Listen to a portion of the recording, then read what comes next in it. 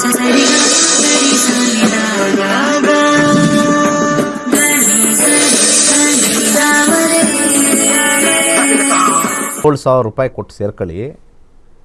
ನಿಮ್ಮ ಜೀವನದಲ್ಲಿ ಮುಂದಿನ ದಿನಗಳಲ್ಲಿ ಅದೃಷ್ಟ ಇದೆಯಾ, ದುರಾದೃಷ್ಟದಿಂದ ಕೂಡಿದೆಯಾ, ನಾವು ಹಣ ಹೂಡಿಸ್ಬಿಟ್ಟು ನಾವು ಸಂಪಾದನೆ ಮಾಡ್ಬೋದಾ ಅಥವಾ ತೆಪ್ಪಗೆ ಕೆಲಸಕ್ಕೆ ಹೋಗ್ಬೇಕಾ ಅಂಥದ್ದು ಎಲ್ಲವೂ ಕೂಡ ಕೂಲಂಕುಷವಾಗಿ ಕ್ಲೀನಾಗಿ ಸ್ಕ್ರಿಪ್ಟ್ ನಿಮಗೆ ಕೊಟ್ಬಿಡುತ್ತೆ. ನಾನಾದರೂ ಅಷ್ಟೇ, ಯಾರಾದರೂ ಅಷ್ಟೇ. ಯಾಕೆ ಅಂದರೆ ಹಣೆ ಬರನ ಬದಲಾಯಿಸೋಕ್ಕಾಗೋದಿಲ್ಲ ಅಂತ ನಾವು ಆಲ್ರೆಡಿ ಮುಂಚೆನೇ ಹೇಳಿದ್ದು ವಿಚಾರ ಬರ್ತೀನಿ. ಒಬ್ಬರ ಜಾತಕದಲ್ಲಿ ವಿದ್ಯೆ ಇಲ್ಲ ಅಂತಂತಂದರೆ ನೀವು ಏನು ಪೂಜೆ ಮಾಡಿಸಿ ಏನು ಮಾಡಿಸಿದ್ರು ಅಲ್ಲೂ 3ನೇ ಮನೆ ಬಂದಾಗ, 6ನೇ ಮನೆ ಬಂದಾಗ, 8ನೇ ಮನೆ ಬಂದಾಗ ಎಂಥದ್ದಾದರೂ ಕೂಡ ಅವರು 10th ಬಿಟ್ಬಿಡ್ತಾರೆ, 8th ಬಿಟ್ಬಿಡ್ತಾರೆ, ಸೆಕೆಂಡ್ PUC ಫಸ್ಟ್ PUCಲೇ ಬಿಟ್ಬಿಡ್ತಾರೆ. ಕೆಲವರು ಡಿಗ್ರಿಗೆ ಫಸ್ಟ್ ಇಯರ್ಗೆ ಹೋಗ್ಬಿಟ್ಟು ನಾನು ಓದೋದೇ ಇಲ್ಲ ಅಂತ ಬಿಟ್ಬಿಡ್ತಾರೆ. 3ನೇ ಮನೆ, 6ನೇ ಮನೆ, 8ನೇ ಮನೆ ಬಂದಾಗ ಅಂದರೆ ಆಗ ಒಂದು ತಿಳ್ಕೊಳ್ಳಿ, ಅದು ಹಣೆ ಬರವೇ. ಹಣೆ ಬರಹ ಅಂತ ಕರೀದಿರಲ್ಲ, ಆ ಬರಹವೇ ಜಾತಕ, ಆ ಬರಹವೇ ಜ್ಯೋತಿಷ್ಯ ಅಂತ ನಾನು ಹೇಳೋಕ್ಕೆ ಇಷ್ಟಪಡ್ತೀನಿ. ಹಾಗೆ ಫಾರ್ ಎಕ್ಸಾಂಪಲ್ ಈಗ ನಾನು ಜಾಬಲ್ಲಿದ್ದೀನಿ, ಫುಲ್ ಪ್ರೆಷರು. ತುಂಬ ಜನ ಹೇಳ್ತಾರೆ ಕೆಲಸ ಬಿಟ್ಬಿಡ್ಲಾ, ಪ್ರೆಷರಲ್ಲಿದ್ದೀನಿ, ಕೆಲಸ ಬಿಟ್ಬಿಡ್ಲಾ, ಪ್ರೆಷರಿದ್ದೀನಿ ಅಂತ. ಪ್ರೆಷರ್ ಇರೋ ಟೈಮಲ್ಲಿ ನಿಮಗೆ 5ನೇ ಮನೆ, 8ನೇ ಮನೆ, 12ನೇ ಮನೆ ನಡೀತಾ ಇರುತ್ತೆ. ಅದೇನಾದ್ರು ಬಿಟ್ಟರೆ ಆ ಸಮಯದಲ್ಲಿ ಮತ್ತೆ ಇನ್ನೊಂದು ಹುಡುಕಕ್ಕೆ ಹೋದಾಗ 5, 8, 12 ಸಾಕಷ್ಟು ತಿಂಗಳುಗಳು ನಡೆದಾಗ ನೀವು 6 ತಿಂಗಳಾದರೂ ಕೆಲಸ ಸಿಗೋಲ್ಲ. ಬಿಟ್ಟಿರ್ತಕ್ಕಂಥ ಟೈಮು ನೀವು ಆ ಸಮಯ ಕೆಟ್ಟ ಸಮಯದಲ್ಲಿ ಬಿಟ್ಟಾಗ ಕೆಟ್ಟ ಸಮಯ ಎಲ್ಲಿವರೆಗೂ ಇರುತ್ತೋ ಅಲ್ಲಿವರೆಗೂ ನೀವು ಅನುಭವಿಸಲೇಬೇಕು. ಈಗ ನಾವು ಜಾಬಲ್ಲಿದ್ದೀವಿ, ತುಂಬ ಪ್ರೆಷರ್ ಇದೆ, ನಮ್ಮ ಬಾಸ್ದು ಒತ್ತಡ ಇದೆ, ಹಾಗೆ ನಮ್ಮ ಒಂದು ಟಾಸ್ಕ್ ಫುಲ್ಲು ನಮಗೆ ಹೆಡೇಕು, ಪ್ರೆಷರ್ ಎಲ್ಲ ಹಾಕ್ತಾಯಿದ್ದಾರೆ. ಬಟ್ ಆದರೆ ಭಾಳ ಇಂಪಾರ್ಟೆಂಟ್ ಆಗಿರ್ತಕ್ಕಂಥದ್ದು, ನಾನು ಕೆಲಸ ಬಿಟ್ಟು ಇನ್ನೊಂದು ಕಡೆ ಹೋಗ್ತೀನಿ ಅಂತಂದರೆ ಆ ಸಮಯದಲ್ಲಿ ನಿಮಗೆ ಆ ದಶಾಭುಕ್ತಿಗಳು ನಡೀತಾ ಇರ್ತಕ್ಕಂಥದ್ದು ಪ್ರೆಷರೇ ಇರುತ್ತೆ. ಕೆಲಸ ಬಿಟ್ಟಿದ ತಕ್ಷಣ ಪ್ರೆಷರ್ ಚೇಂಜ್ ಆಗೋಲ್ಲ, ಪ್ರೆಷರ್ ಕಂಟಿನ್ಯೂ ಆಗುತ್ತೆ. ನೆಕ್ಸ್ಟ್ ಏನು ಬರುತ್ತೆ, ಮನೇಲಿ ಸುಮ್ಮನೆ ಕೂತ್ಕೊಂಡಾಗ, ಇಷ್ಟು ಪ್ರೆಷರ್ ತೊಗೊಂಡು ಕೆಲಸ ಮಾಡಿದಾಗ ಮನೇಲಿ ಸುಮ್ಮನೆ ಕೂತ್ಕೊಂಡಾಗ 4 ದಿವಸ 5 ದಿವಸ ಮಜಾ ಹೊಡಿತೀರ, 6ನೇ ದಿವಸ ಕೆಲಸಕ್ಕೆ ಅಪ್ಲೈ ಮಾಡ್ತಾ ಇರ್ತೀರಿ, ಎಲ್ಲೋದ್ರೂ ರಿಜೆಕ್ಷನ್ ಆಗ್ತಾ ಇರುತ್ತೆ. ಯಾಕಂದರೆ ನಿಮಗೆ 5ನೇ ಮನೆ, 8ನೇ ಮನೆ, 12ನೇ ಮನೆ ನಡೀತಾ ಇದ್ದಾಗ ರಿಜೆಕ್ಷನ್ ಆಗುತ್ತೆ. ಈ ರಿಜೆಕ್ಷನ್ ಆಗ್ತಕ್ಕಂಥ ಒಂದು ಸಂದರ್ಭದಲ್ಲಿ ನಿಮಗೆ ಮನಸ್ಥಿತಿ ತೀರಾ ಹದಗೆಡುತ್ತೆ. ಸೊ ಆ ಕಾರಣದಿಂದನೇ ನಾನು ನಿಮಗೆ ಏನು ಸಜೆಸ್ಟ್ ಮಾಡ್ತಾಯಿದ್ದೀನಿ ಅಂದರೆ, ಜ್ಯೋತಿಷ್ಯವನ್ನು ಕಲಿತಾಗ ನಿಮಗೆ ಖಂಡಿತ 100ಕ್ಕೆ 100% ನಿಮಗೆ ಒಳ್ಳೆ ಟೈಮ್, ಕೆಟ್ಟ ಟೈಮ್ ತಿಳ್ಕೊಬೋದು. ಈ ಒಳ್ಳೆ ಟೈಮ್, ಕೆಟ್ಟ ಟೈಮ್ ತಿಳ್ಕೊಳ್ತಕ್ಕಂಥದ್ದೇ ಹಣೆ ಬರಹ ರೀ. ಹಾಗೆ ನಾವು ಮದುವೆ ವಿಚಾರಕ್ಕೆ ಬರೋಣ. ನಮ್ಮ ಜಾತಕದಲ್ಲಿ ಮದುವೆ ಒಂದು ಬಹಳ ಸ್ವಲ್ಪ 2 ಎಡ್ಜ್, ಅರ್ಥ ಮಾಡ್ಕೊಳ್ಳಿ. ಮದುವೆ ಮಾತ್ರ ಡಿಫ್ರೆಂಟು, ಹಣೆ ಬರದಲ್ಲಿ ಮದುವೆ ಮಾತ್ರ ಡಿಫ್ರೆಂಟು. ಹೇಗಪ್ಪ ಅಂತಂದರೆ, ಮದುವೆ ನಿಮ್ಮ ಜಾತಕ 50%, ಬರ್ತಕ್ಕಂಥ ಹುಡುಗ ಅಥವಾ ಹುಡುಗಿಯ ಜಾತಕ 50%, ಎರಡನ್ನೂ ಕಂಬೈನ್ ಮಾಡ್ತಕ್ಕಂಥದ್ದು ಮದುವೆ ವಿಚಾರದಲ್ಲಿ ಬರುತ್ತೆ. ಒಂದು ಸೈಡಲ್ಲಿ ನಿಮಗೆ ನೆಗೆಟಿವ್ ಅಂತ ತೋರಿಸಿರುತ್ತೆ, ವೈವಾಹಿಕ ಜೀವನ ನಿಮಗೆ ಚೆನ್ನಾಗಿರಲ್ಲ. ಇನ್ನೊಂದು ತರಬೇಕಾದ್ರೆ ಅಲ್ಲಿರ್ತಕ್ಕಂಥ ದಶಾಭುಕ್ತಿನೂ ಕೂಡ ಚೆನ್ನಾಗಿಲ್ಲ ಅಂದರೆ ಎರಡೂ ಮರ್ಜಾದಾಗ ಫೈರ್, ಇಲ್ಲೂ ಫೈರು ಎರಡೂ ಜಾಯ್ನ್ ಆದಾಗ ಬಿಗ್ ಫೈರ್ ಆಗಿಬಿಡುತ್ತೆ. ಅಲ್ಲಿ ವಾಟರ್ ಬರಬೇಕು ನಮಗೆ, ಇಲ್ಲಿ ಫೈರ್ ಇದ್ದಾಗ ಇಲ್ಲಿ ವಾಟರ್ ಬರಬೇಕು. ಆವಾಗ ಜಾಯ್ನ್ ಆದಾಗ ಸ್ವಲ್ಪ 50% ಕಮ್ಮಿ ಆಗುತ್ತೆ. ಆ ಮನೆಗಳು ಕೆಲವು ಇರ್ತವೆ, ಯಾವ ಮನೆಗಳು ನಡೆದಾಗ ವಾಟರ್ ಮನೆಗಳು ಅಂತ ಹೇಳ್ತೀವಿ ನಾವು, ವಾಟರ್ ರೀತಿ ವರ್ಕ್ ಆಗುತ್ತೆ ಅಂತ, ತಂಪಾಗಿ ಕೂಲಾಗಿರ್ತಕ್ಕಂಥದ್ದು. ಈ ಕಡೆ ನಮಗೆ ಜಾತಕ ತುಂಬ ಚೆನ್ನಾಗಿರುತ್ತೆ, 2ನೇ ಮನೆ, 7ನೇ ಮನೆ, 9ನೇ ಮನೆ, 5ನೇ ಮನೆ ಎಲ್ಲ ಸ್ವಲ್ಪ ಚೆನ್ನಾಗಿರೋದೇ ಇದೆ, ದಶಾಗಳು ಚೆನ್ನಾಗಿದೆ. ಆದರೆ ನೀವು ತಗೊಂಬರ್ತಿರಲ್ಲ ಇನ್ನೊಬ್ಬರ ಜಾತಕ, ಅವ್ರದ್ದೇನಾದರೂ ನೆಗೆಟಿವ್ ಇದ್ದರೆ, ಅದಕ್ಕೆ ನಾನು ಯಾವಾಗಲೂ ಹೇಳ್ತಾ ಇರ್ತೀನಿ, ನೀವು ಮ್ಯಾಚ್ ಮೇಕಿಂಗ್ ಹೋಗ್ತಿರಲ್ಲ, ಅದು ನಕ್ಷತ್ರ ಟು ನಕ್ಷತ್ರ ಅಷ್ಟೇ, ಅದನ್ನು ಕೈ ಬಿಡಬೇಕು. ಕರ್ನಾಟಕದಲ್ಲಿ, ದೇಶದಲ್ಲಿ ಈ ಮ್ಯಾಚ್ ಮೇಕಿಂಗ್ ಅಂತಕ್ಕಂಥದ್ದು ನಾಡಿ ಬಂದಿಲ್ಲ, ಗ್ರಹ ಮೈತ್ರಿ ಬಂದಿಲ್ಲ, ಇದು ಅಡುಗುಲಜ್ಜಿ ಹಳೇ ಕಾಲದ ವೇಸ್ಟ್, ತಿಪ್ಪೆಗೆ ಹಾಕ್ತಕ್ಕಂಥ ವಿಚಾರ. ತಿಪ್ಪೆಗೆ ಹಾಕಿ, ಯಾಕೆಂದರೆ ಅದೆಲ್ಲೂ ವರ್ಕ್ ಆಗಿಲ್ಲ. ಈ ಗ್ರಹ ಮೈತ್ರ ನೋಡಿಕೊಂಡು ನಾಡಿ ಕೂಟ, ಯಾಕಂದರೆ ಇದರಲ್ಲಿ ಒಂದೇ ಒಂದು ಅಂಶ ಇರೋದು, ಇವರ ನಕ್ಷತ್ರ, 27 ನಕ್ಷತ್ರದಲ್ಲಿ ಇವ್ರದ್ದು ಯಾವುದೋ ಒಂದು ಚಂದ್ರ ಯಾವುದೋ ಒಂದು ರಾಶಿಯಲ್ಲಿ ಕೂತ್ಕೊಂಡು ಒಂದು ನಕ್ಷತ್ರದಿದೆ, ಆ ನಕ್ಷತ್ರ ತಗೊಳ್ತಾರೆ. ಈ ಕಡೆ ಪಾರ್ಟ್ನರ್ದು ನಕ್ಷತ್ರ ತಗೊಳ್ತಾರೆ. ಇವೆರಡು ನಕ್ಷತ್ರದ ಮೇಲೆ ನೀವು ವಿಶ್ಲೇಷಣೆ ಮಾಡಿದ್ರೆ ಇವರ ಲಗ್ನ ಬೇರೆ, ಇವರ ಲಗ್ನ ಬೇರೆ. ಹಾಗೆ ಇವರಲ್ಲಿರ್ತಕ್ಕಂಥ 9 ಗ್ರಹಗಳು ಬೇರೆ ಕಡೆ ಕೂತಿದ್ದಾವೆ, ಈ ಕಡೆ ಬೇರೆ ಕಡೆ ಕೂತಿರ್ತವೆ. ಇವರ ದಶಾ ಬೇರೆ, ಇವರ ದಶಾ ಬೇರೆ, ಇವರ ಭುಕ್ತಿ ಬೇರೆ, ಇವರ ಭುಕ್ತಿ ಬೇರೆ, ಇವರ ಅಂತರ್ಭುಕ್ತಿ ಬೇರೆ, ಇವರ ಅಂತರ್ಭುಕ್ತಿ ಬೇರೆ. ಇವೆರಡನ್ನೂ ನಾವು ಜೋಡಿಸ್ಬೇಕು ಅಂದರೆ ಈ ಲೆವೆಲಲ್ಲಿ ಜೋಡಿಸ್ಬೇಕೇ ಹೊರತು ಸಣ್ಣದಾಗಿರ್ತಕ್ಕಂಥ ನಕ್ಷತ್ರ ಟು ನಕ್ಷತ್ರ ಮ್ಯಾಚ್ ಮಾಡ್ತಕ್ಕಂಥದ್ದು ಕಾಡು ಜನಗಳಿಗೆ ಮಾತ್ರ. ನೀವು ಕಾಡು ಜನಗಳಾಗಿದ್ದರೆ ಆ ಥರ ನೀವು ಚೆಕ್ ಮಾಡ್ಕೊಳ್ಳಿ. ನಾಡು ಜನಗಳಾಗಿದ್ದರೆ ನಾವು ಯಾಕೆ ಇದು ಹಿಂದಿನ ಕಾಲದಲ್ಲಿ ಕೊಟ್ಟಿದ್ರು ಅಂತ ನಾನು ಪದೇ ಪದೇ ಹೇಳ್ತಾ ಇದ್ದೀನಿ. ಆ ಕಾಲದಲ್ಲಿ ಅವ್ರಿಗೆ ಪಾಪ date of birth, time of birth ಗೊತ್ತಿರಲಿಲ್ಲ. ಅವರ ಹೆಸರು ನಾಮ ನಕ್ಷತ್ರ ಅಂತಲೇ ಹೆಸರದಕ್ಕೆ. ಇವತ್ತು ಕೂಡ ನಾಮನಕ್ಷತ್ರ ಅಂತ ರೂಢಿಲಿದೆ. ಹಳೆಯ ಕಾಲದಲ್ಲಿ ನಾಮನಕ್ಷತ್ರ ಅಂತಿತ್ತು, ಅದ್ರ ಮೇಲೆ ನೋಡ್ತಾ ಇದ್ದರೆ ಹೊರತು ಆ ನಕ್ಷತ್ರವನ್ನು ಡೇಟ್ ಆಫ್ ಬರ್ತ್ ಇರೋರಿಗೆ ನೋಡೋಂಗಿಲ್ಲ ಅಂತಲೇ ಶಾಸ್ತ್ರ ಹೇಳಿದೆ. ಯಾರಿಗೆ date of birth, time of birth, place of birth ಇರುತ್ತೋ ಅಲ್ಲಿ ದಶಾ ಟು ದಶಾ ನೋಡಬೇಕು. ಒಂದು ದಶಾ ಆದಮೇಲೆ ಇನ್ನೊಂದು ದಶಾ ಕೂಡಂಕುಷವಾಗಿ ಅದನ್ನು ಮ್ಯಾಚ್ ಮಾಡಬೇಕು. ಈ ದಶಾ ಇವರಿಬ್ಬರಿಗೆ ಹೆಂಗಿದೆ, ಈ ದಶಾ ಹಿಂಗಿದೆ, ಈ ದಶಾ ಹಿಂಗಿದೆ. ಅದು ಬಿಟ್ಬಿಟ್ಟು ಯಾವುದೋ ನಾಡಿ ಕೂಟ ಅಂತೆ, ಗ್ರಹ ಮೈತ್ರಿ ಕೂಟ ಅಂತೆ, ಸ್ತ್ರೀ ದೀರ್ಘ ಕೂಟ ಅಂತೆ, ಅವೆಲ್ಲ ವೇಸ್ಟ್. ಅದು ವೇಸ್ಟ್ ಆಫ್ ದಿ ವೇಸ್ಟ್. ಕರೆ ತಗೊಳ್ಳೋಣ. ನಮಸ್ಕಾರ,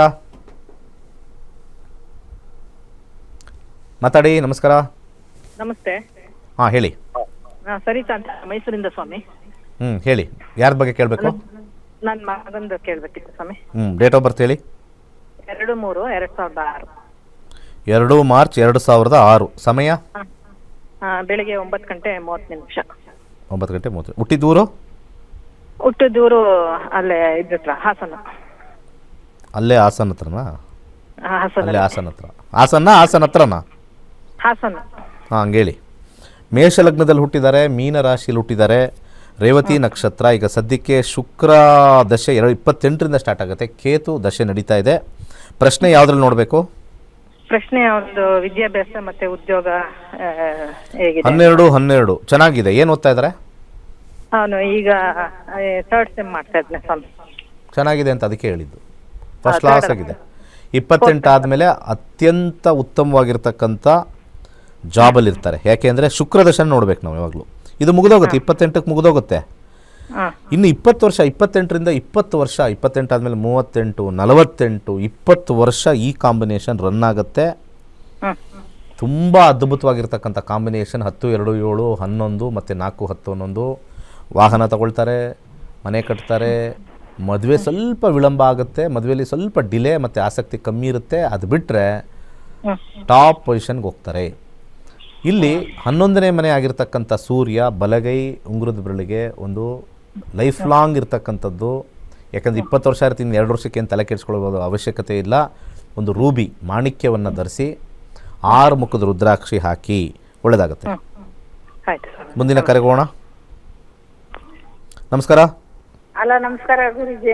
ಹಾಂ ಹೇಳಿ. ನಮಸ್ಕಾರ. ಇದು ಮನೆ ತಗೊಂಡಿದ್ದೀವಿ ಗುರೂಜಿ. ಮನೆ ತಗೊಂಡು ಇವಾಗ ಹೆಂಗೆ ಒಳ್ಳೇದು ಆಗ್ಬರ್ತೈತ ಆಗ್ಬರಲ್ವ ಕೇಳ್ಬೇಕು. 1ರಿಂದ 249 ಒಂದು ಸಂಖ್ಯೆ ಹೇಳಿ. 125 ಗುರೂಜಿ. ಯಾವಾಗ ತಗೊಂಡ್ರಿ? ಆಗ್ಲೇ 3 ವರ್ಷ ಆಯ್ತು ಗುರೂಜಿ ತಗೊಂಡು. 3 ವರ್ಷದಿಂದನಾ? ನಿಮ್ಮನ್ನ ಕೇಳಿ ತಗೊಂಡಾನಿ ಅಂದ್ರೆ ಆಗ್ಲೇ ಇಲ್ಲ, ಲೈನ್ ಸಿಕ್ಲಿಲ್ಲ.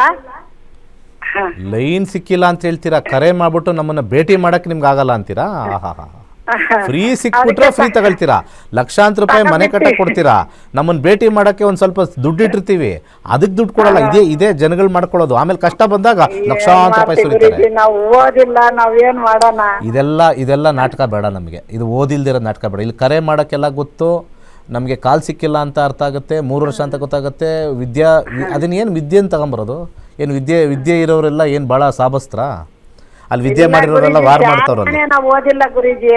ಓದಕ್ಕೂ ನೀವು ಮಾತಾಡೋದಕ್ಕೂ ಏನಮ್ಮ ಸಂಬಂಧ? ಆ ಸಂಬಂಧ ಇಲ್ಲ. ಈಗ 3 ವರ್ಷ ಆದ್ಮೇಲೆ ಏನು ನೋಡ್ಲಿ ಇಲ್ಲಿ ನಾನು? 3 ವರ್ಷ ಆಗಿದೆ, ಏನು ಮನೆ ಮಾರಿ ಅಂತ ಹೇಳಲ್ಲ? ಏನು ಮಾಡ್ಬೇಕು ಹೇಳಿ? ಅಲ್ಲ, ಅದೇ ಮನೆಗೆ ಹೋಗ್ಬೇಕು ಅಂತ ಇದ್ವಿ ಗುರೂಜಿ. ಅದೇ ಹೆಂಗೈತು ಅಂತ ಕೇಳೋದು. ಹಿಂದ್ ಹೋಗ್ಬೇಕು ಹೆಂಗೆ? ನಿಮ್ದೇ ಮನೆ ಅಲ್ವಾ? ನೀವೇ ತಾನೇ ಕಟ್ಟಿರೋದು ವಾಸ್ತು ಪ್ರಕಾರ? ಅಲ್ಲ ಗುರೂಜಿ, ಯಾವ್ದೋ ಬೇರೆ ತಗೊಂಡಿದ್ವಿ. ಯಾರು ತಗೊಂಡಿದ್ರು ಕೂಡ ನೀವೇ ತಾನೇ ತಗೊಂಡಿರೋದು ಅಂತ ಅವಾಗಲಿಂದ ಹೇಳ್ತಾರೆ. ತಗೊಂಡಿರೋದು ನಾವು. ಯಾರ ಹೆಸರಲ್ಲಿ ತಗೊಂಡಿದ್ದೀರಾ?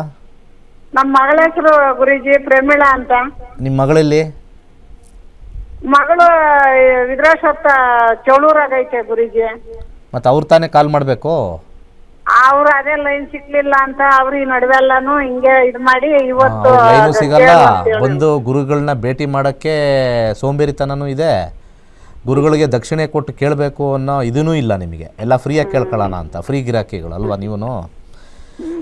ಈಗ ನಮಗೆ ಸೀರಿಯಸ್ ಆಗಿ ಲೈಫಲ್ಲಿ ನಮಗೆ ಸೀರಿಯಸ್ ಆಗಿದೆ, ನನ್ನ ಮನೆಗೆ ಹೋಗ್ಬೇಕಾ, ಅಲ್ಲಿ ಏನೂ ಆಗಬಾರ್ದು, ನನಗೆ ಅಲ್ಲಿ ಯಜಮಾನ್ರದ್ದು ಜಾರ್ ಬಿದ್ದು ಲಕ್ಷಾಂತರ ರೂಪಾಯಿ ಖರ್ಚು ಮಾಡಬಾರ್ದು, ಇವೆಲ್ಲ ಇದ್ದಾಗ ಒಳ್ಳೆ ಜ್ಯೋತಿಷ್ಯರ ಹತ್ರ ಹೋಗಿ, ತಿಳಿದವ್ರ ಹತ್ರ ಹೋಗಿ, ನಕ್ಷತ್ರ ನಾಡಿ ಕಲ್ತಿರೋರ ಹತ್ರ ಕೇಳ್ಬಿಟ್ಟು ಹೋಗಿ. 65,000 ಜನ ವಿದ್ಯಾರ್ಥಿಗಳಿದ್ದಾರೆ, ನನ್ನ ಹತ್ರನೇ ಬನ್ನಿ ಅಂತ ಹೇಳ್ತಾ ಇಲ್ಲ. 65,000 ಜನ ಅವ್ರು ಕರೆಕ್ಟಾಗಿ ನೋಡಿ ಹೇಳ್ತಾರೆ ಯಾವ ಥರ. ಅದಕ್ಕೆ 65,000 ಜನ ಇರೋದು. ನಕ್ಷತ್ರ ನಾಡಿ ಅಂತ ನಾನು ಎಲ್ಲರಿಗೂ ಹೇಳ್ತೀನಿ, ನಕ್ಷತ್ರ ನಾಡಿ ಕಲ್ತಿದ್ದೀನಿ ಅಂತ ಹೇಳ್ಕೊಳ್ಳಿ ಅಂತ. ಒಂದು 10% ಹೇಳ್ಕೊಳ್ಳೋದೇ ಇಲ್ಲ, ಅವರೇ ಗುರುಗಳಾಗ್ಬಿಟ್ಟವ್ರೆ, ಅವರೇ ಇದು ಅಂತ ಹಾಕೊಂಡ್ಬಿಟ್ಟವ್ರು. ನಾವೇನು ಮಾಡೋಕ್ಕಾಗಲ್ಲ. ಈಗ ಇಲ್ಲಿ ಸೂರ್ಯ 2027ವರೆಗೂ ಇದು ಆಯ್ತಾಯಿತು, ಕಟ್ ಮಾಡಿ ನಾನು ಮಾತಾಡ್ತೀನಿ. ಇಲ್ಲಿ ಬುಧನ ಒಂದು ಅಂಶದಲ್ಲಿ ಮತ್ತು 5 ಅಂತ ಬಂದಾಗ ಆ ಮನೆಗೆ ಹೋದರೆ ಖರ್ಚು ಜಾಸ್ತಿ.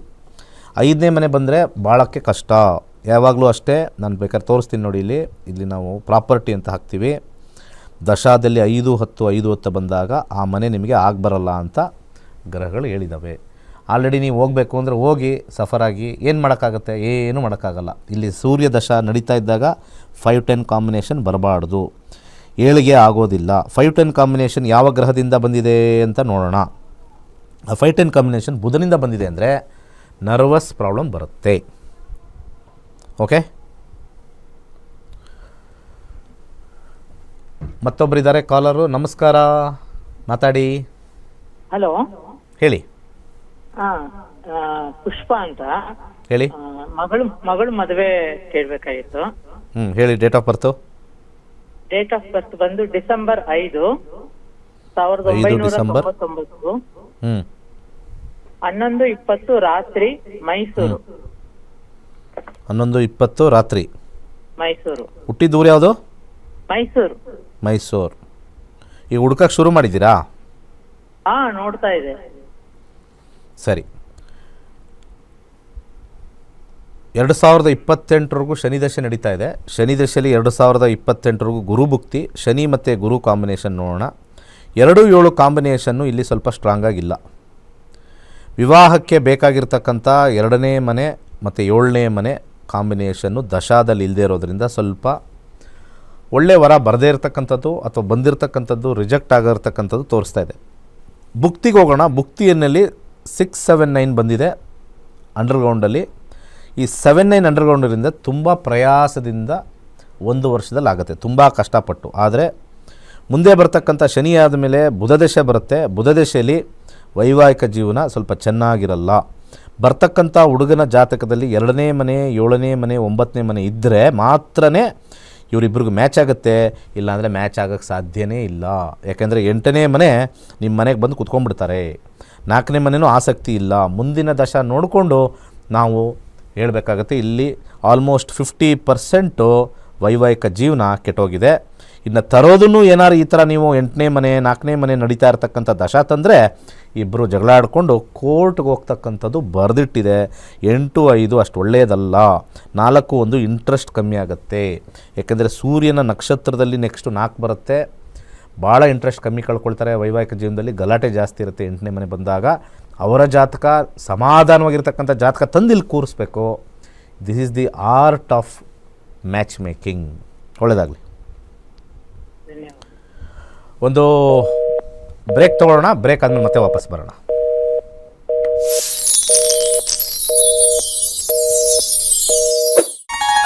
ಎಲ್ಲರಿಗೂ ನಮಸ್ಕಾರ. ವೈಜ್ಞಾನಿಕ ತಂತ್ರಜ್ಞಾನವನ್ನು ಒಳಗೊಂಡಿರುವ ನಕ್ಷತ್ರ ನಾಡಿ ಜ್ಯೋತಿಷ್ಯ ತರಗತಿಗಳಿಗೆ ಸುಸ್ವಾಗತ.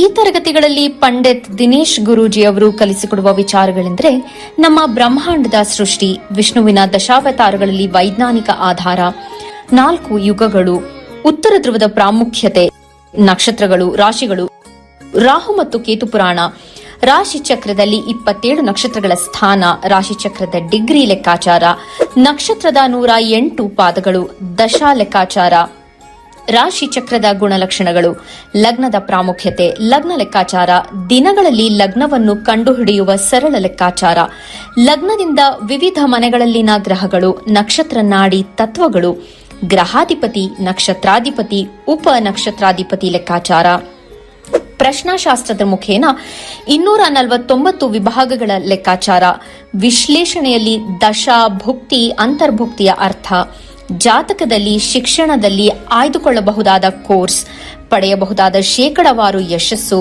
ಉದ್ಯೋಗ ಅಥವಾ ವ್ಯವಹಾರದಲ್ಲಿ ಕ್ಷೇತ್ರದ ಆಯ್ಕೆ, ವ್ಯವಹಾರದಲ್ಲಿ ಯಶಸ್ಸಿನ ಲೆಕ್ಕಾಚಾರ, ಮದುವೆ ವಿಚಾರದಲ್ಲಿ ಸಂಯೋಗಗಳು, ತೊಂದರೆಗಳು, ವಿಚ್ಛೇದನ, ಸಂತಾನದಲ್ಲಿ ತೊಂದರೆಗಳು, ವಿಳಂಬವಾಗುವುದು, ಆಸ್ತಿ ಅಥವಾ ವಾಹನ ಖರೀದಿಯಲ್ಲಿನ ಸಮಯವನ್ನು ತಿಳಿಯುವುದು, ಆರೋಗ್ಯ ವಿಚಾರಗಳಲ್ಲಿ ಶುಭ ಅಶುಭ ಸಮಯದ ಲೆಕ್ಕಾಚಾರ, ಆರೋಗ್ಯ ಸಮಸ್ಯೆಗಳು ಉಂಟಾಗುವ ಸಮಯ ಮುಂತಾದ ವಿಚಾರಗಳ 3 ಹಂತಗಳಲ್ಲಿ ಶುಭ ಅಶುಭ ಸಂಯೋಗಗಳ ವಿಭಜನೆ, ಪವರ್ ಪೊಸಿಷನ್, ಪುಷ್ಪಲ್ ಸಿದ್ಧಾಂತ, ಗೋಚಾರದ ವಿಶ್ಲೇಷಣೆ, ಆಯ್ದ ಸೆಲೆಬ್ರಿಟಿಗಳ ಜಾತಕಗಳ ವಿಶ್ಲೇಷಣೆ, ಪರಿಹಾರಗಳು, ರತ್ನಗಳು, ರುದ್ರಾಕ್ಷಿಗಳು, ಮಂತ್ರ, ಕಲರ್ ಥೆರಪಿ, ದಾನದ ಪರಿಕಲ್ಪನೆ, ಇನ್ನು ಅನೇಕ ವಿಚಾರಗಳ ಬಗ್ಗೆ ಅತ್ಯಂತ ಸರಳವಾಗಿ ಗುರೂಜಿಯವರು ತರಗತಿಯಲ್ಲಿ ಕಲಿಸಿಕೊಡುತ್ತಾರೆ. ಈ ತರಗತಿ ಜೊತೆಗೆ ಅತ್ಯಾಧುನಿಕ ತಂತ್ರಜ್ಞಾನದಿಂದ ಬಳಕೆಯಲ್ಲಿರುವ ಗೋಲ್ಡ್ ಟ್ರೀ ಆಸ್ಟ್ರೋ ಆಪ್ ಮೂಲಕ ಜಾತಕವನ್ನು ಪರಿಶೀಲಿಸುವ ಸುಲಭವಾದ ತಂತ್ರಗಳನ್ನು ಗುರೂಜಿಯವರು ತಿಳಿಸಿಕೊಡುತ್ತಾರೆ. ಜೀವನಕ್ಕೆ ಅತ್ಯಗತ್ಯವಾಗಿರುವ ವಿಚಾರಗಳನ್ನು ತಿಳಿಯಲು ಇಂದೇ ಈ ನಕ್ಷತ್ರ ನಾಡಿ ತರಗತಿಯನ್ನು ಸೇರಿ ನಿಮ್ಮ ಜೀವನದ ವಿಚಾರಗಳಿಗೆ ಮಾರ್ಗದರ್ಶಕವಾಗಿರುವ ಜ್ಯೋತಿಷ್ಯವನ್ನು ಅಳವಡಿಸಿಕೊಳ್ಳಿ. ಹೆಚ್ಚಿನ ಮಾಹಿತಿಗೆ ಇಂದೇ ನಮ್ಮ ನಕ್ಷತ್ರ ನಾಡಿ. Okay, welcome back. ಕರೆಗಳಿದೆ, ತಗೊಳ್ಳೋಣ. ಹಾಗೆ ಏಪ್ರಿಲ್ 11ನೇ ತಾರೀಕು ಉಚಿತ ಕ್ಲಾಸಸ್ ಇದೆ. ಹಾಗೆ ಏಪ್ರಿಲ್ 20ನೇ ತಾರೀಕು ನಮ್ಮ 112ನೇ ಬ್ಯಾಚ್ ಇರ್ತಕ್ಕಂಥದ್ದು ಜ್ಯೋತಿಷ್ಯ ಶಾಸ್ತ್ರದಲ್ಲಿ. ಕೇವಲ 15 ದಿವಸ ಕುಟುಂಬ ಸಮೇತರಾಗಿ ಕರೀರಿ. ಇಂಥ ಅದ್ಭುತವಾಗಿರ್ತಕ್ಕಂಥ ಸಬ್ಜೆಕ್ಟು ಭಾಳ ಕಮ್ಮಿ ಜನ ಕಲ್ತಿರೋದು. ಈ ಒಂದು ಜನಸಂಖ್ಯೆಗೆ ತೊಗೊಂಡ್ರೆ ಕಷ್ಟಗಳು ಎಲ್ಲರಿಗೂ ಇದ್ದಿದ್ದೆ. ಕಷ್ಟಗಳನ್ನು ಬಗೆಹರಿಸ್ಕೊಳ್ತಕ್ಕಂಥ ಸಮಯ ಅಥವಾ ಕಷ್ಟಗಳನ್ನು ಕಮ್ಮಿ ಮಾಡ್ತಕ್ಕಂಥ ಒಂದು ವಿಚಾರದಲ್ಲಿ ಜ್ಯೋತಿಷ್ಯ ಭಾಳ ಪ್ರಮುಖ ಪಾತ್ರ ವಹಿಸುತ್ತೆ. ಆ ಪ್ರಮುಖ ಪಾತ್ರಕ್ಕೆ 7,000 ರೂಪಾಯಿ ಫೀಸ್ ಅಂತ ಇಟ್ಟಿದ್ದೀವಿ. ಯಾರು ಇದನ್ನು ಕೇಳಿ ಕೂಡ ಸೇರ್ಕೊಳ್ಳದೇ ಇರತಕ್ಕಂಥವರು ಭಗವಂತ ಕೆಲವು ಕಡೆ ಕಳಿಸ್ತಾನಂತೆ. ಭಗವಂತ ಯಾವಾಗಲೂ ಕೂಡ ನಿಮಗೆ ಆಪರ್ಚುನಿಟೀಸ್ ಕೊಡ್ತಾನೆ, ಆದರೆ ನಿಮಗೆ ತಂದು ಕೊಡಲ್ಲ, ಮನೆಗೆ ಪೋಸ್ಟ್ ಮಾಡಲ್ಲ, ತಗೊಳ್ಳಂತ ತೋರಿಸ್ತಾರೆ. ಭಗವಂತ ತೋರಿಸೋದು ಒಂದು ಅವಕಾಶಗಳನ್ನು ಮಾತ್ರ ಅವನು ತೋರಿಸ್ತಾನೆ ಅಷ್ಟೇ. ತಗೊಳ್ಳೋದು ಬಿಡೋದು ನಿಮ್ಮ ಕೆಲಸ. ಎಲ್ಲ ಅವರೇ ಮಾಡಿದ್ರೆ ದೇವ್ರಿಗೆ ಬೆಲೆ ಇರಲ್ಲ, ದೇವ್ರಿಗೆ ಖಂಡಿತ ಬೆಲೆ ಇರಲ್ಲ. ಇದನ್ನು ಯಾರ್ಯಾರು ಕಾಲ್ ಮಾಡ್ತಾರೆ, ಈಗ ದಿನ ನಮಗೆ ಒಂದು 150-200 ಕಾಲ್ಸ್ ಬರುತ್ತೆ. 150-200 ಕಾಲ್ಸು ಈ ಫ್ರೀ ಕಾಲ್ಸ್ಗೆ ಕಾಯ್ತಾ ಇರ್ತಾರೆ. ಯಾಕೆಂದರೆ ನಾನು ಈ ಫ್ರೀ ಅಂತಕ್ಕಂಥ ಒಂದು ಸಮಾಜ ನಾನು ನೋಡಿದ್ದೀನಿ.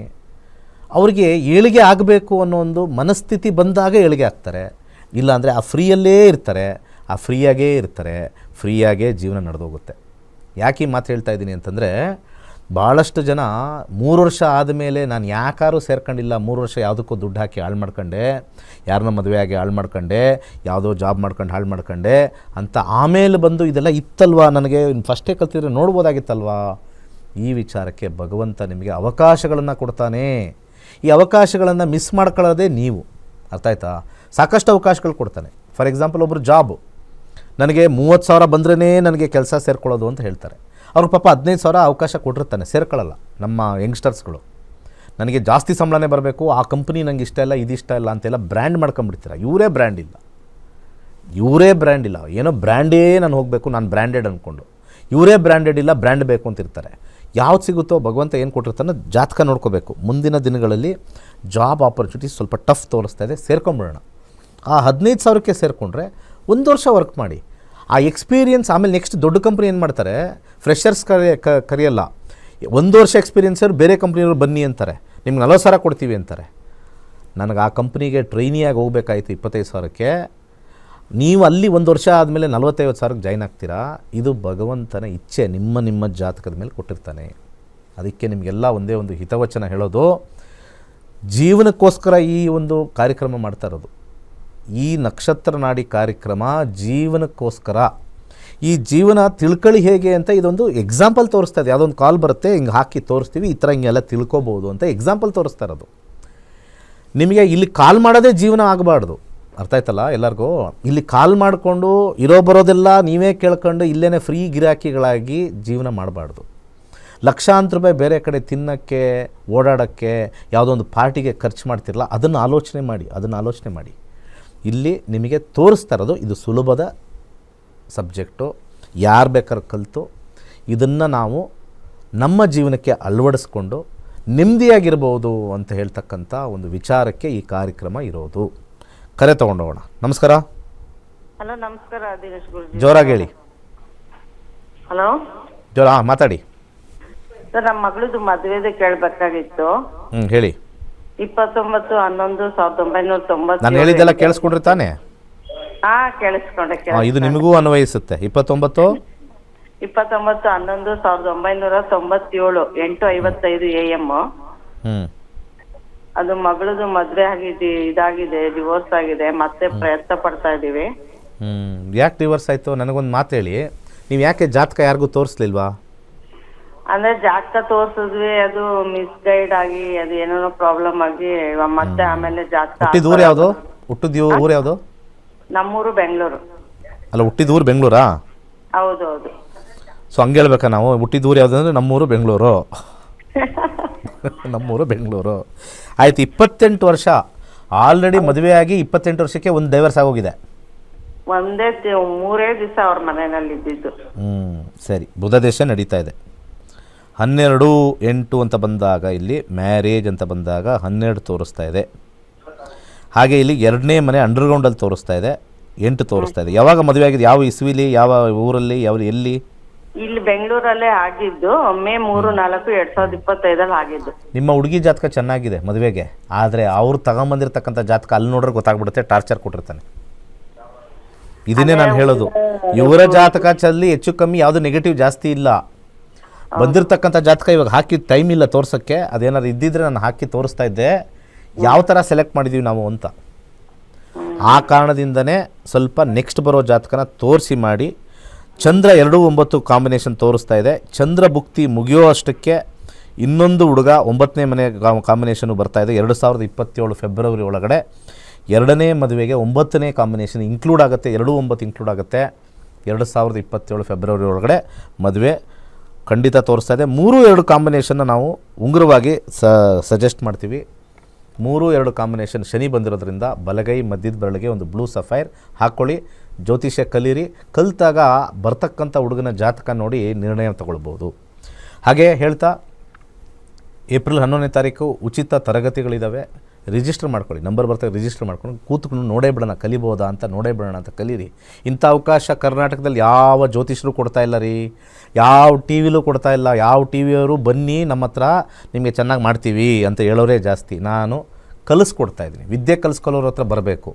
ಅದು ಯಾರೋ ವಿದ್ಯೆ ಕಲಿಸ್ಬಿಟ್ಟಿರ್ತಾರೆ, ಅದು ನಮ್ಮ ತಲೆಗೆ ಹೋಗುತ್ತೋ ಇಲ್ವೋ ಅಂತ ಹೇಳಿದ್ರೆ ಭಗವಂತ ಅವಕಾಶ ಕೊಟ್ಟಿದ್ದಾನೆ. ಅವಕಾಶದ ಹಾಳು ಮಾಡ್ಕೊಳ್ಳೋದು ನಿಮ್ಮ ಕಿಚಾರ. ಹೇಳ್ತಾ ಕಾರ್ಯಕ್ರಮ ಮುಗಿಸ್ತಕ್ಕಂಥ ಸಮಯ ಆಯಿತು. ಒಳ್ಳೆಯದಾಗಲಿ. ಸರ್ವೇ ಜನ ಸುಖಿನೋ ಭವಂತು. ನಾನು ದಿನೇಶ್ ಗುರೂಜಿ ಅವ್ರನ್ನ 2021ರಿಂದ ನಾನು ಅವರು ಗಮನಿಸಿದೆ. ಜ್ಯೋತಿಷ್ಯ ಕ್ಷೇತ್ರದ ಅಪಾರವಾದ ಅನುಭವವುಳ್ಳವಂಥ ವ್ಯಕ್ತಿತ್ವ ಇರ್ತಕ್ಕಂಥ ದಿನೇಶ್ ಗುರೂಜಿ ಅವ್ರನ್ನ, ಅದರಲ್ಲಿ ಈ ಜ್ಯೋತಿಷ್ಯ ಶಾಸ್ತ್ರದಲ್ಲಿ ಹಲವಾರು ಭಾಗಗಳಿವೆ. ಬೇಸಿಕ್ ಅಂತ ಹೇಳ್ಬಿಟ್ಟು, ಹೈಯರ್ ಕ್ಲಾಸು, ಮತ್ತು ಪರಾಶರ, ಡೀಪ್ ಸೀಕ್ರೆಟ್, ಮತ್ತು PhD ಅಂತ ಹೇಳ್ಬಿಟ್ಟು ಇದರಲ್ಲಿ ಸಾಕಷ್ಟು ಅನುಭವ ಇರತಕ್ಕಂಥ ದಿನೇಶ್ ಗುರೂಜಿ ಅವರು ಸುಮಾರು 70,000 ಸ್ಟೂಡೆಂಟ್ಸ್ಗಳಿಗೆ ವಿದ್ಯಾದಾನ ಮಾಡಿದ್ದಾರೆ. ಕರ್ನಾಟಕದಾದ್ಯಂತ ಮತ್ತು ಭಾರತದಾದ್ಯಂತ ಪೂರ್ತಿ ಎಲ್ಲ ಕಡೆಗೂ ದೇವ್ರ ದಯದಿಂದ ಜ್ಯೋತಿಷ್ಯ ಶಾಸ್ತ್ರ ಬೆಳೀಲಿ ಅಂತೇಳಿ ನಾನು ಇಷ್ಟಪಡ್ತೀನಿ. ದಿನೇಶ್ ಗುರೂಜಿ ಹತ್ರ ನಾನು ಈಗ ಆಲ್ರೆಡಿ ಬೇಸಿಕ್ಕು ಮತ್ತು ಹೈಯರ್ ಕ್ಲಾಸು ನಾನು ಡಿಗ್ರಿ ಸರ್ಟಿಫಿಕೇಟು ಮಾಡ್ತಾ ಇದ್ದೀನಿ. ಮುಂದೆ PhD ಮಾಡಬೇಕು ಅಂತ ಅಂದ್ಕೊಂಡಿದ್ದೀನಿ. ಈ ನಿಟ್ಟಿನಲ್ಲಿ ನಾನು ಮುಂದುವರಿಬೇಕಂತಂದು. ಸೊ ಎಲ್ಲರಿಗೂ ನಾನು ದಾವಣಗೆರೆಯಿಂದ ನಾನು ಕರ್ನಾಟಕದ ಯಾರೇ ಈ ಒಂದು ಚಾನಲ್ನ ಗುರೂಜಿಯವ್ರ ಚಾನಲ್ ನೋಡ್ತಾರ ಎಲ್ಲರೂ ಜ್ಯೋತಿಷ್ಯಶಾಸ್ತ್ರ ಕಲೀರಿ, ಜ್ಯೋತಿಷ್ಯ ಶಾಸ್ತ್ರ ಉಳಿಲಿ ಅಂತ ಹೇಳ್ಬಿಟ್ಟು ನಾನು ಹಾರೈಸ್ತೀನಿ.